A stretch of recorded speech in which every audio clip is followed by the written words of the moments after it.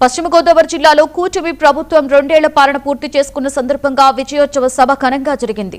పెద అమిరంలోని రాధాకృష్ణ కన్వెన్షన్లో నిర్వహించిన ఈ కార్యక్రమానికి కేంద్ర సహాయ మంత్రి భూపతిరాజు శ్రీనివాస్ వర్మ ముఖ్య అతిథిగా హాజరయ్యారు. రాష్ట్ర మంత్రులు, ప్రజా ప్రతినిధులు, అధికారులు పాల్గొన్న ఈ సభలో ప్రభుత్వ సంక్షేమ పథకాలు, అభివృద్ధి కార్యక్రమాలపై నాయకులు వివరించారు. 2 ఏళ్ల పాలనలో సాధించిన పురోగతిని కూటమి నేతలు కొనియాడారు.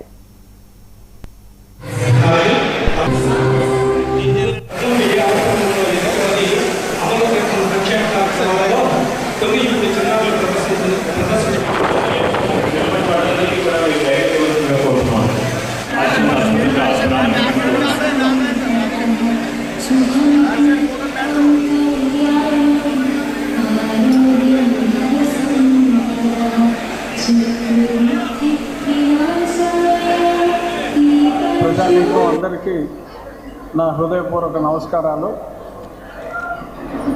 ఎవరి గొడవలో వాళ్ళు ఉన్నారు, మైకిలా సరిగ్గా వినపడతలేదు.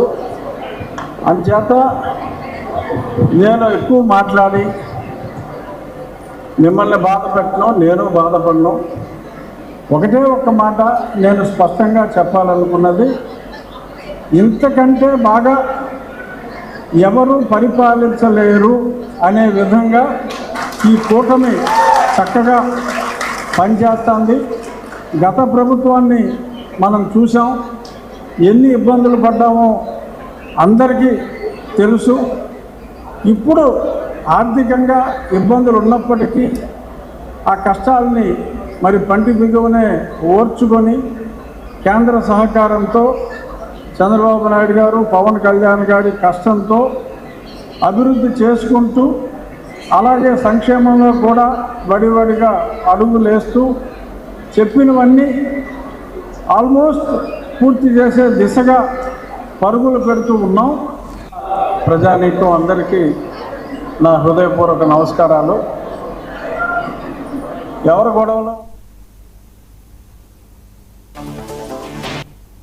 అధికారంలోకి చంద్రబాబు గారి నాయకత్వంలో, పవన్ కళ్యాణ్ గారి నాయకత్వంలో, అదేవిధంగా మోడీ గారు 12 సంవత్సరాలు ప్రధానమంత్రిగా దేశాన్ని మంచి బాటలో పరిపాలన చేసిన ప్రధానమంత్రి గారికి అభినందిస్తూ, ఇవాళ మనం కూటమి ప్రభుత్వం చేసే కార్యక్రమాన్ని కూడా ప్రజల్లో తీసుకెళ్ళాలి. ఈ 2 సంవత్సరాలు ఏం చేశామో, ఎలక్షన్ ముందు అపోజిషన్లో మనం ఉన్నప్పుడు ఏదైతే కార్యక్రమాలు చెప్పామో, సూపర్ 6 అనే అన్నింటినీ కూడా ఇవాళ చేయటం జరిగింది.